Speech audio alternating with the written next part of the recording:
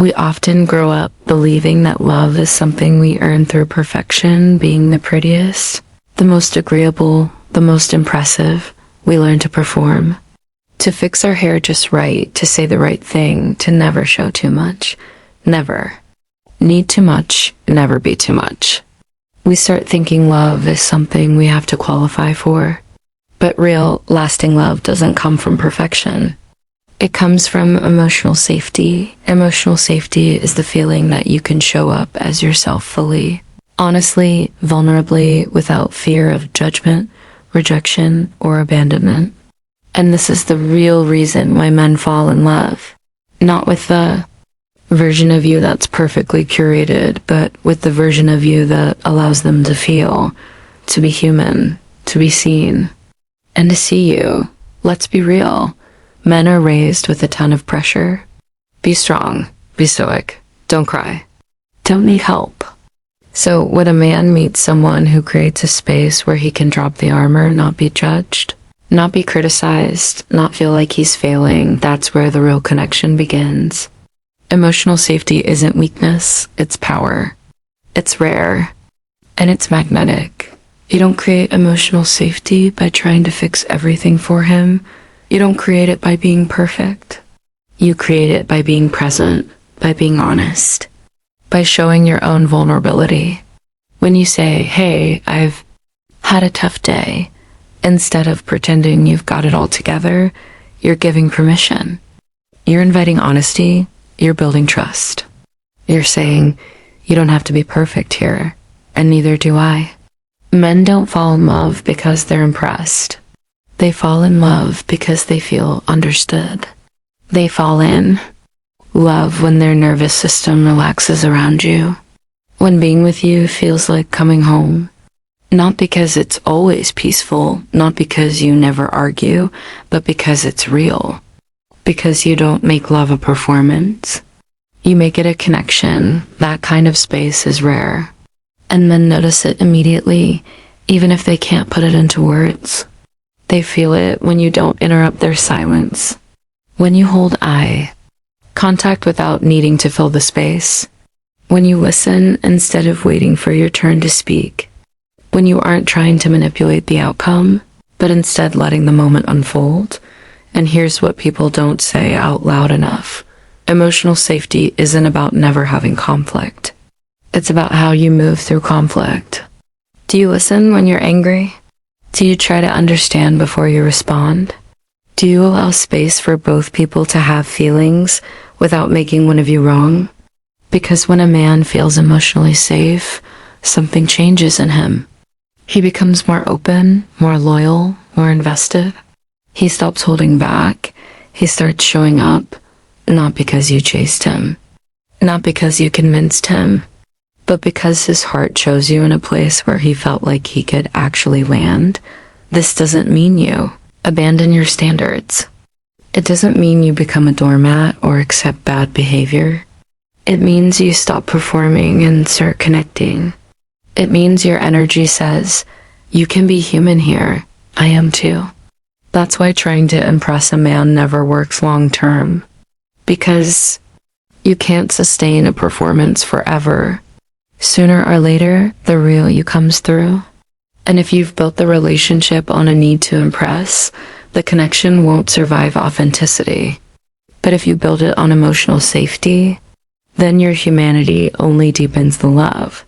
This kind of connection also demands courage. It means showing up when you feel messy. It means telling the truth when it's hard. It means risking that someone might not like the real you and choosing to show up anyway. That's not weak, that's strength. That's bravery. And that's what creates depth. The more emotionally safe you are with yourself, meaning you don't shame yourself for having emotions, for being hurt, for wanting love, the more safe you become for someone else. You become a mirror, a reminder that love doesn't live in performance. It lives in presence. And this matters especially to men who have been taught to suppress their feelings, to man up, to stay silent even when they're hurting. When they find someone who creates space for softness, for truth, for imperfection that feels like water in the desert. It's not about fixing him. It's not about mothering him. It's about seeing him as a full human and allowing that space for him to see you too. You're not here to be perfect. You're here to be real. And the moment you stop trying to earn love and instead begin offering presence, that's when everything shifts. That's when love gets real. That's when the mask comes off for both of you. And in that space, love doesn't just grow. It thrives. So many women are stuck thinking they have to be everything sexy, smart, successful, low maintenance, always in a good mood. But the truth is, the thing that makes you unforgettable isn't your performance. It's your emotional depth. It's your willingness to be present with your own feelings and his. To stay grounded when he's anxious. To stay open when he's distant. To respond with curiosity, not control. That's what creates emotional safety. That's what draws a man in, not to a fantasy, but to a real, grounded, lasting connection. Most people are chasing sparks, chasing highs, chasing attention. But the ones who stay, they're not looking for sparks. They're looking for safety, not boredom, not routine. But safety, the kind that makes them feel seen. And that is the kind of love that actually lasts. Authenticity is magnetic because it's rare. In a world where we're constantly told to be more, do more, and show only the most polished version of ourselves, authenticity feels like a breath of fresh air. It stands out, not because it's loud or flashy, but because it's real, and people can feel that. They can sense when someone is being honest about who they are, what they feel, and what they value. It creates a pull, a quiet gravity that draws others in, not because you're trying to impress them, but because you're showing them something true. Most people are so used to performing, to wearing masks, to saying what they think others want, to hear that they don't even notice they're doing it. They smile when they want to cry. They agree when they want to say no. They flirt when they're uncomfortable. It becomes second nature to prioritize acceptance over truth. But when someone steps into a room with realness, with zero pretense, no performance, no act, it's electrifying because it's unexpected, because it's honest, and because it gives everyone else silent permission to take off their own mask.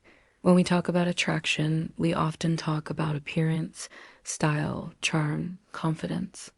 But what we overlook is the raw power of someone being fully themselves, of someone saying, "This is who I am," without apology.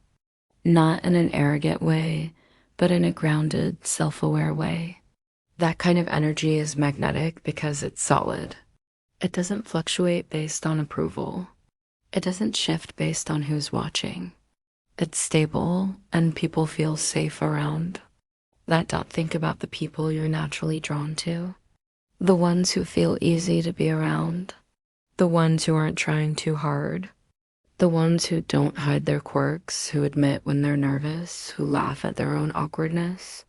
That's authenticity in motion. It's not about being perfect. It's about being honest. It's not about saying everything that crosses your mind. It's about being aligned. When your words match your values, when your actions match your feelings, when who you are in private is the same person you show the world, men fall in love with authenticity because it allows them to relax. They don't have to decode mixed signals. They don't have to question your intentions. They don't have to wonder if what you're showing is real. Authenticity removes the guesswork.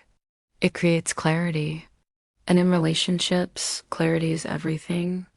When you know who someone is and you trust that what you're seeing is the truth, you feel safe to invest emotionally, but authenticity isn't always easy.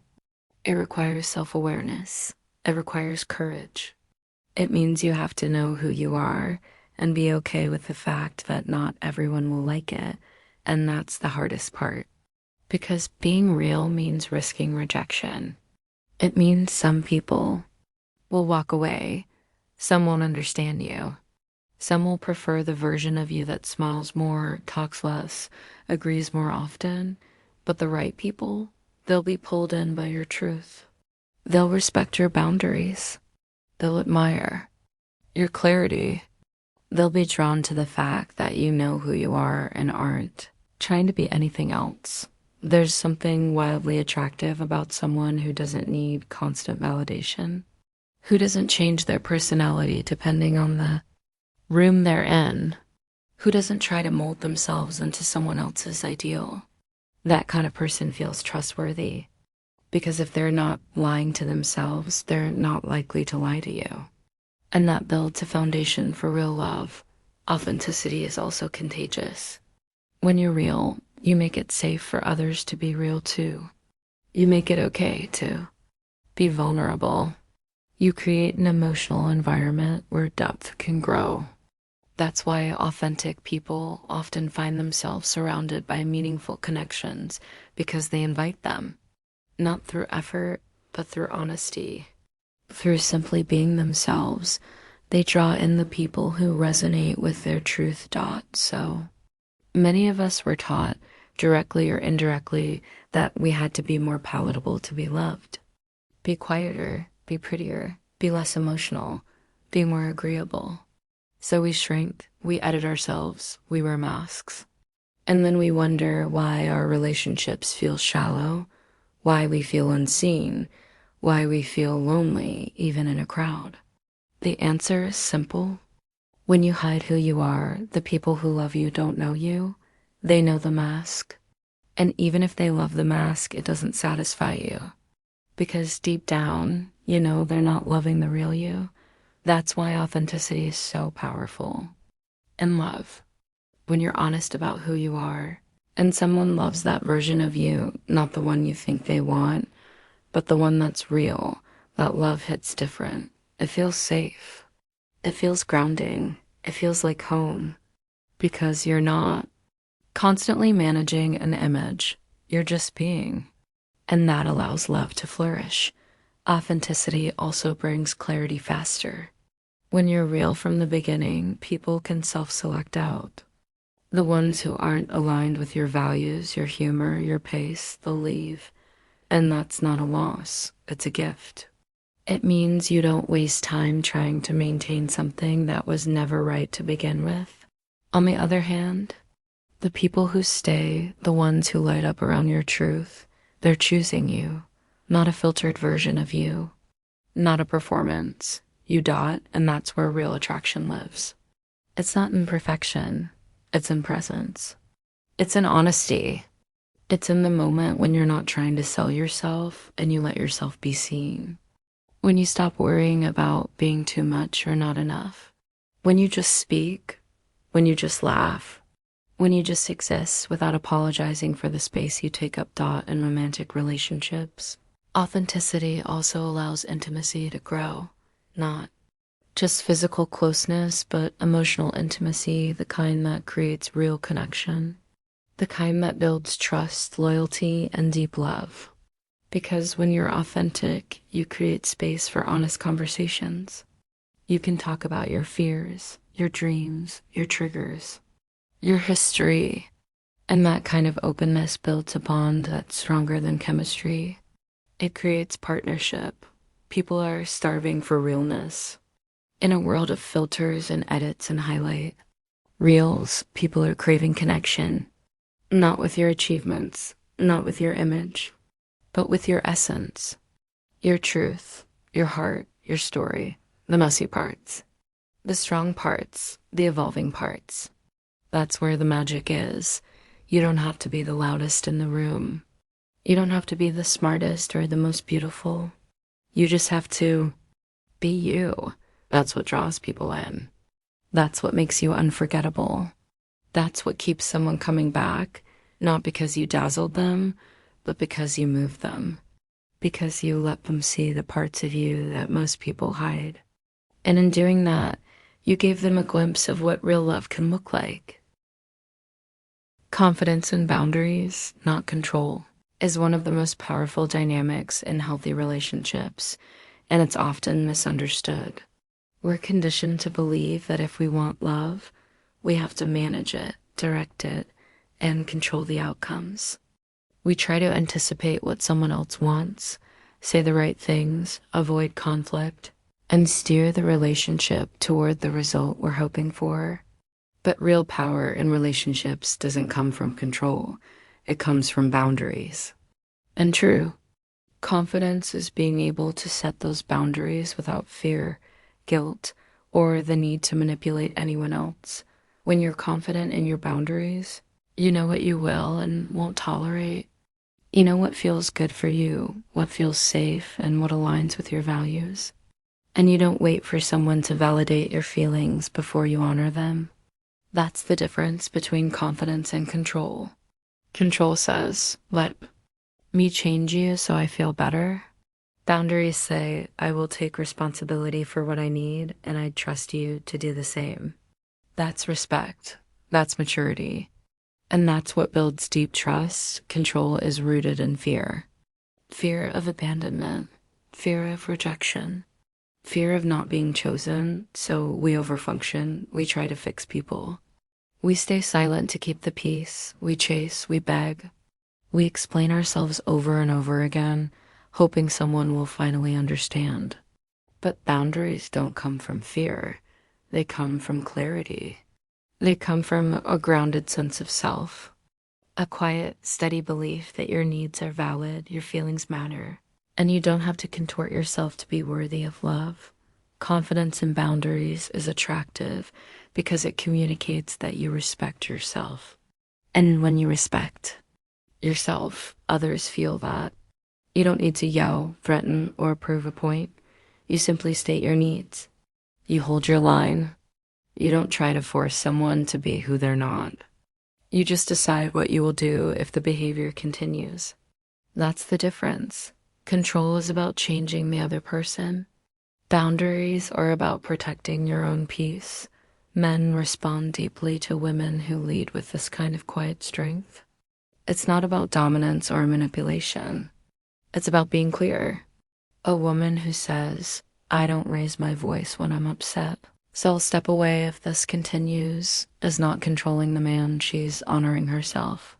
A woman who says, I need emotional consistency to feel safe in a relationship, is not demanding. She's expressing her standard. She's giving the other person the choice to rise to that or walk away. That's what boundaries do. They offer clarity, not control. They open the door for honest connection, not power struggles. The problem with control is that it creates resistance. Nobody likes to feel manipulated or boxed in. When you try to control someone, whether by guilt, pressure, or persuasion, you push them away. They may comply temporarily, but it breeds resentment. It damages trust, and it weakens intimacy. Because love that's built on pressure never lasts. But when you hold a boundary with calm confidence, you invite respect. You create space for the other person to step into their highest self on their own terms. Boundaries also teach people how to treat you.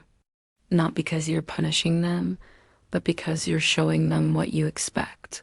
What you allow is what will continue. If you constantly tolerate disrespect, inconsistency, or emotional neglect, you're sending the message that it's okay. But if you say, I love spending time with you, but I won't continue if I feel dismissed, you're not threatening. You're being honest. And that honesty creates a deeper opportunity for growth, either within the relationship or outside of it. Being confident in your boundaries also frees you. You don't have to micromanage. You don't have to constantly worry if someone is going to meet your needs. You simply watch how they move and act accordingly. You give people space to show you who they are instead of trying to mold them into what you want. And that's when you find out if the connection is real. That's when love becomes choice, not obligation. One of the greatest misconceptions is that love means tolerating everything. That setting boundaries is selfish or unkind or too much. But boundaries are love, because love without boundaries is chaos. It's emotional burnout. It's codependency. Love thrives in structure, and the structure of a healthy relationship is built on mutual respect, where each person feels safe, heard, and free to be themselves. Control chokes that freedom, but boundaries support it. And the irony is, the more you try to control someone, the more you lose your own power. You become reactive instead of responsive. You become obsessed with their actions instead of aligned with your own. You abandon yourself in an effort to hold on to them. But when you're confident in your boundaries, you stay rooted. You don't chase. You don't beg. You don't panic when someone pulls away. You know that the right connection will honor your needs without you having to shrink. Confidence in boundaries also makes decisions easier. You don't waste time trying to decode mixed signals or justify red flags. You see the behavior and you act from your truth. If someone is inconsistent, you don't overanalyze it. You decide if that works for you. If someone speaks to you in a way that feels disrespectful, you address it calmly or you remove yourself. You don't wait for it to get better. You don't hope they'll change. You simply take care of yourself, and that changes everything. And here's the truth.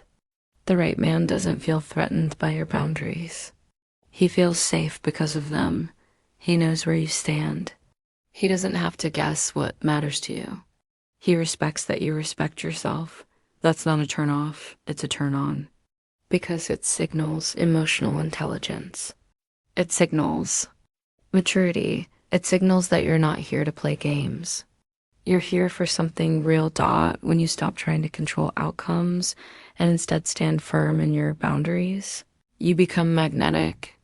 Not because you're forcing anything, but because you're operating from self-respect. You stop seeking permission. You stop explaining yourself endlessly. You start showing up from a place of power, not loud power, not aggressive power, but quiet, grounded, deeply rooted power. The kind that says, I know what I deserve and I won't settle for less. That energy is undeniable. That energy teaches others how to meet you. That energy allows love to meet you at your level. And in a world where so many people are afraid to speak their truth, the one who does with calm, steady confidence is unforgettable.